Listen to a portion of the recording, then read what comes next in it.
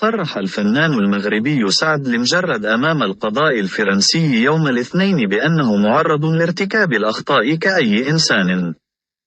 وأفاد مصدر مطلع على جلسة المحكمة بأن الفتاة الفرنسية المشتكية لورا بريول انهارت وبكت عندما رأته.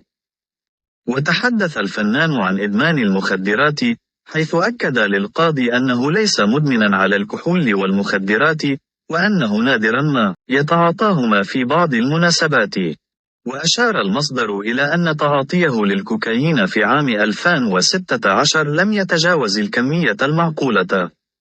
وفي معرض جوابه عن أسئلة القاضي، أكد المغني لمجرد أن زوجته دعمته خلال هذه المحنة التي يعاني منها، وهو يعرفها منذ ما يقرب من 10 سنوات، حيث كانت تعمل كمساعدته. وأشار المتحدث إلى أن مسيرته الفنية تضررت بشكل كبير بسبب توقف نشاطه الفني لمدة 3 سنوات، موضحا أنه كان يعتمد بشكل أساسي على إصداراته على قناته الخاصة في منصة يوتيوب لكسب رزقه، قبل أن يتاح له أخيرا الفرصة للغناء خارج فرنسا بموجب إذن قضائي. وفي إجاباته عن أسئلة القاضي، تحدث لمجرد عن فترة طفولته، حيث كان يعمل في حانة ليلية في أمريكا. وكانت طفولته بسيطة، وترعرع وسط عائلة من الطبقة المتوسطة. وتم انطلاق محاكمة الفنان المغربي سعد المجرد، الذي يواجه تهمة اغتصاب وضرب شابة في أحد الفنادق في عام 2016 قبل أيام من حفلته المقررة في باريس. ومن المقرر أن يمثل النجم البالغ من العمر 37 عاما، والذي يحظى بشعبية كبيرة في المغرب وبلدان عربية أخرى، أمام محكمة الجنايات لمدة 5 أيام.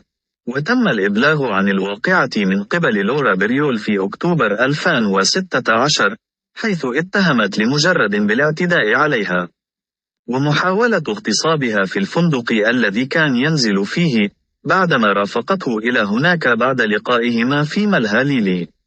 وتم إيداع لمجرد في السجن بعد اعتقاله، وذلك قبل أن يتم الإفراج عنه في أبريل 2017، حيث تم إجباره على وضع سوار إلكتروني لمراقبة تحركاته.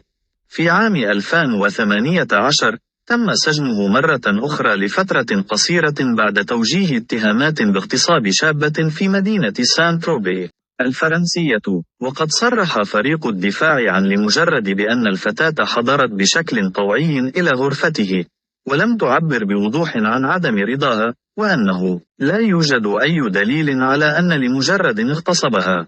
ومع ذلك، إذا تم إدانته، فإن لمجرد سيواجه عقوبة السجن لمدة 20 عاما.